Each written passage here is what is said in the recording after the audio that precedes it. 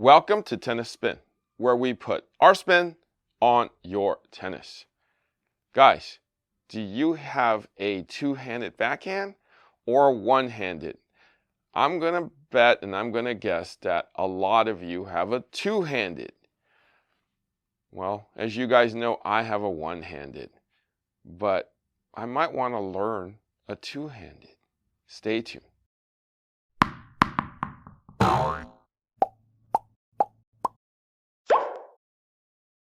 All right, guys, good morning to everybody out there. Coffee sponsor of today is Mark Franklin Barnett. Mark didn't write anything. He just wanted to buy me a coffee. So if you want to buy me a coffee, network is buymeacoffee.com/tennis spin. And you can be my coffee sponsor of the day.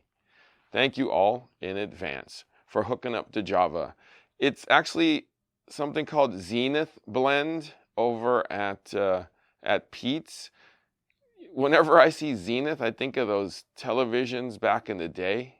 You guys remember that? Zenith used to be, I don't want to say Sony of the day, but it used to be a pretty darn good TV back in the 70s and the 80s. Not sure what happened to the company, but definitely brings back memories of the big old black and white TV. No remote control. All right? Google it, and let me know if it brings back memories. If you're probably too young to even know, but Zenith was a television company. All right. So when I first started tennis, with my wooden racket, I had a one-handed backhand because Johnny Mack had a one-handed backhand. Jimmy Connors, Bjorn Borg, Chris Everett, they all had two-handed backhands. But I didn't really want to learn a two-handed backhand because I wanted to do it with a one. That was kind of more, popular or trendy back then. Everybody had that kind of a continental sweeping, kind of a straight through with a little underspin kind of a backhand. So I wanted to do the same thing, and short hop and kind of volley, just like John McEnroe. So I never really learned a two-handed backhand. The only time I really kind of took it seriously was when I was at my North Beach playground and they were doing a clinic on a Thursday night, and Emmanuel, the instructor over there, said, put two hands on it. Let's see if you could do it better with two hands. And as soon as I did that, I got more steadier. I was able to keep my legs a little more quiet, kind of come right through. The shoulders had to turn. I had to line up for it a lot more precisely in order to get the two arms behind me and push it through. So, and he's like, why don't you stick with that? I kind of did for a couple of days, and then I kind of went right back to the one. And then I think from there on in, I really may have just tested it out here and there, but it never really felt comfortable to me.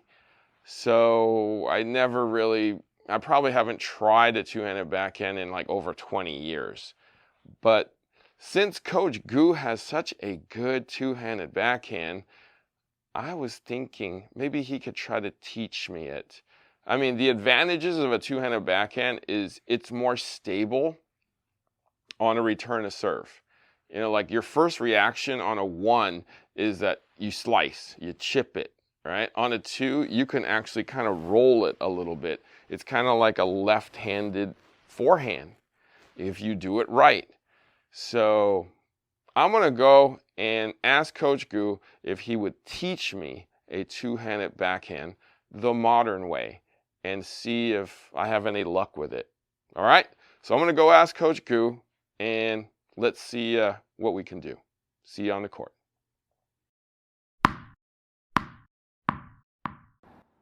All right, guys, so we're on the court. Got Gu with me here. Gu, you think you could teach me a two-handed backhand? We'll see how that goes. How should we start this process? So how we start off with the backhand, huh? So the biggest thing we're going to start off with is what your left hand does. Like a lot of people get that confused because they're like, oh, how do we hold our left hand? One of my coworkers that I work here with had a really interesting tactic to start off how to grip your left hand. So you actually start off with gripping your index finger, putting it right in between the throat, and you put it at the side of your hip. Right afterwards, you slide that hand up, and you grab it on just like that. So you see, pistol. This is what we call the pistol grip. Called the pistol. We put it next to our hip, and we just slide down. And it should feel like your left hand is in a continental grip. Should feel like. And it is. Yeah, like continental grip so you right can tell it's almost like a continental grip with the left hand. And the biggest thing we're going to start off with is learning how to hit a lefty forehand. The best backhand in the world is, as you know, Novak Djokovic, and he actually brings his left arm quite a bit around the finish. So a lot of people get the misconception of your right hand does all the work. But the problem is, if your right hand comes around, you're actually losing a lot more tension. See how my racket's a little further back? Therefore, if I finish, I have to finish more up and at the top of my shoulder, which is an upswing. We don't want that. So instead of that, you want to think about creating a lot more space on the backhand. You're actually tucking in your right arm into your chest, right? Left arm is a little more, kind of has a little more space back here. Now all you're thinking of is taking it back. From the ready position, just taking it back, just turning, letting the wrist drop, and let the left hand come all the way out, and bringing it across the finish. See how I'm bringing it across versus going up on the finish. I'm allowing my left hand to come around there. Okay. So, to make it even simpler, right? Wow, Since if you know the grip right now, so go in your ready position really quick. Ready position. And all I'm going to do to make it really simple is just going to turn my right hip here, turn it, then I can step. Then if I need to make any more adjustments, I can move forward or back. Let my wrist drop and swing that backhand all the way through, making sure my left hand leads the racket. There you go. Okay. Lead. Got it. There you go. So, Seems simple, but it takes a lot of reps. So it's really important to make sure your left hand goes first before your right hand. Right? Your right hand's there for emotional support, just like what we call the freeloader, right? So the left hand will actually be doing the majority of the work. So it's essentially a continental left-hand forehand. In a way, yes. Right? It does seem that way, yes. So there's actually some drills that we're going to do that can basically engage your left hand more. Okay. You ready for it? Got it. Okay, let's go. So the first drill we're going to start off with is, now let's relax here. You look a little stiff, my guy. So we're going to start off with the left hand. So just take off your right hand. I want you to take off your right hand. Yeah, you just relax your right hand. I don't know why you got to get all stiff on me. So the biggest thing we're going to start off with is just learning how to use your left hand, right? It's really important to use your left hand in tennis. So what you're going to do is, can you feed me the ball, please? Jesus, okay. Let the ball drop a little bit. Let the ball drop. So you're taking it back. And really much you're trying to hit a lefty forehand here. And I want you to focus more about taking your racket back, letting the racket drop, and swinging all the way through. Just think about hitting a lefty forehand, how you hit your natural forehand here. Okay. There you go. Let it drop. Nice try. Again, just take the racket back. Drop the racket. Good. There you go. Try it again. Let's drop the racket. Good. Take the racket up. Oh, almost. Right idea. Get up there, get up there, get up there. Good. All right, one more here. Don't fall. Oh, Lord. Good job. All right, pause it there. So do you see how now you're engaging your left hand, right? So the biggest thing sometimes is don't take the racket too high back, which is fine. But normally, your ready position should be up, right? It shouldn't be down here, right? Right. So you take it back, it actually makes it simpler just to take it back with your hip and let it drop. So how did that feel to you? Good. Felt really good? Good. That felt easy. So now, we're going to introduce the right hand. Okay. But there's a little trick that I always do. And I always did this in college, is when I warmed up, or if I was wanting to feel more of my left hand going around the racket, I would only put 3 fingers on it. So basically, as you can tell, keeping the left hand the same way, I'm just going to grab 3 of my fingers, my thumb, my middle, and my index finger on the racket, and my other two hands, or 2 fingers, sorry, are off the racket. So this will introduce your right hand, but you'll notice if you try to use your right hand, it'll feel a little awkward. So you're basically using your right hand as just there as emotional support. Got it. So you're basically still focusing on your left hand, but now you have a little more support. Got it. Sounds Okay. good? Yeah. So we're going to do the same thing. We're going to introduce that. So there you go. Turn. Oh, okay. You got to make sure you go forward towards the ball, buddy.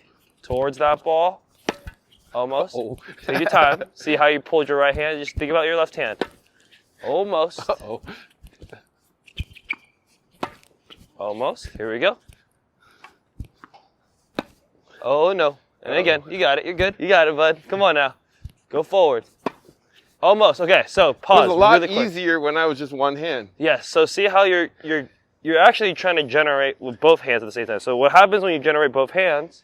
You're gonna pull off. See how like I was pulling off. So what you're doing is you're tensing up. See how your right and your left are stuck together. Right. You actually want to think about striking out. Think about.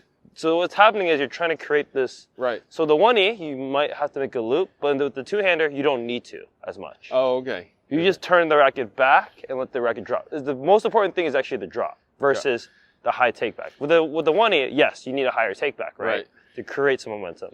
So in the backhand, it's kind of like a little bit like baseball. You just take it right back, and then you let it drop and swing. So you're thinking about swinging outside your left hand there. Got it. Let's try that again. Okay. So same thing. All right, go for it. There you go. That's the right idea. Take the racket back. Let the racket drop. Drop. There it is. That's better. Let the racket drop. Look at the racket drop. Good. Relax your right hand. Relax your right hand. Good. It's okay. Let the left hand come around now. Let the left hand come around. Let the left hand lead. Almost. Don't get too tense. Relax your right hand. Good. Last few. Good. That's a good one. Good. That was a good one. Towards it. Yes. 2 more now. 2 more. And you just need 2 more. Good. Last one. Hey, almost. Give him one more. Give him one more. He almost had it. Come on, get the cookie. There it is. How does that feel to you? Good. Feel That interesting? felt good. Yeah. It's hard to let the left lead when the right is on. Yes, it is. It is a lot difficult. So to make that compensation happen it's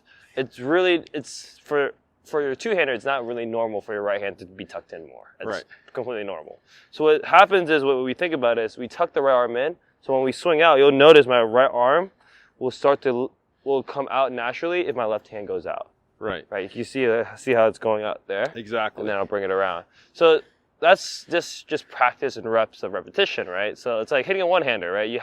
When you hit the one-hander, it's so much easier. It's more natural feeling, right? Right.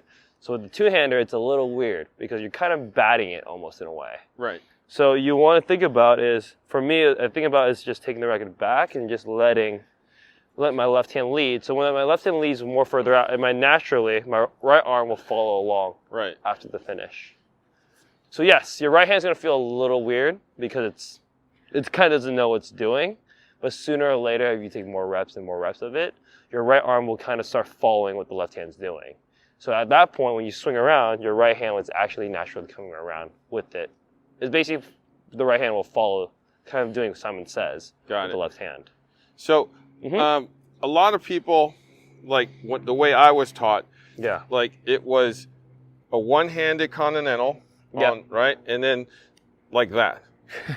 So it was, the way when I was a kid, it was basically the opposite. Is like it's a one-handed backhand with the left hand along for the ride. So it's not like that anymore. If you watch Djokovic's backhand, it's definitely not like that anymore, as you can tell. You really want to focus on it's actually the left hand. So it's predominantly left-handed. So it's pretty interesting how they do it, and it's actually more effective that way because you get actually more top spin. Right. With that kind of backhand back in the day, you kind of had this weird side spin. Right. Correct. So it's not really consistent. With this, you can create more spin. There's more flexibility, and it's easier to actually bring the ball across court. As you can tell from that drill, you realize all your backhands were going where? cross court, which is that a high percentage charge or a low percentage charge? High percentage charge. Really high percentage. Sure. So before, if you're taught this way, you're pretty much going to, best case scenario, somehow hit this in the middle, or you hit it really early, it will go cross. But if you mistime it, what happens? It almost slides out. Yeah, it goes a little haywire and slides out. So that's why we don't try to teach that form anymore, and that's why it's pretty hard to manipulate, because at that point, you have to have incredible timing, like Jim Courier, to hit that backhand. Right. The thing I did notice was it was easy to actually kind of knock it cross court, like pretty consistently. I wasn't late on anything. So because it was leading the way in. Yes, it is. It always will lead. So that's why you want to make sure your left hand always leads. You always want to treat the two-handed backhand as a lefty forehand, right? When you like your forehand, for example, you want to lead with the head. So you want to lead with the right hand coming around it. Got it. All right. Okay. Well, there's our first lesson, and my first lesson in a two-handed backhand. I'll keep trying it. I think that it's most effective from return to serve standpoint. I feel like it's more steady. It's steady, and you can definitely diversify the spin of the ball. You can go saber, so it's a lot easier to hit the saber, especially if you watch Nick Kyrgios, for example. He has unbelievable touch, actually, and you can tell his saber backhand is actually insane. Or you can be playing like Nadal, who creates a ton more spin, generates from return from the far baseline, and create a heavy topspin. So that's why it's actually better to have a two-hander on the returning side of the end. And usually, and also two-handers can slice too. So it's okay to even slice it as well. So that's why I feel like if you're a two-hander on the returning side, you're stable.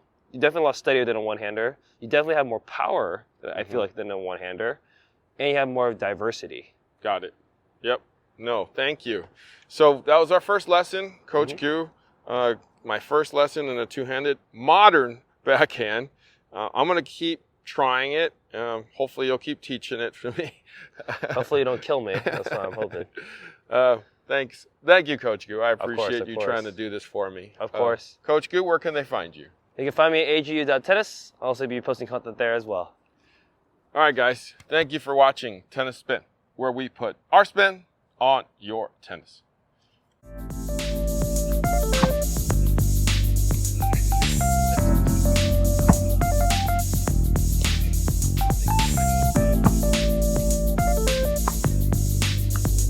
Guys, are you tired of playing against the ball machine? Ball machine always wins, and you're not really getting any interaction with people. How about playing with somebody at your level, or maybe a little bit better than you, that can improve your game? There's 27,000 people nationwide waiting for you to play with. It's all at playyourcourt.com. You can find your new tennis friend, join local leagues, all for less than $5 a month. You'll have access to players at your level, your speed, and make some new tennis friends. Check it out at playyourcourt.com/tennis spin. Link is below.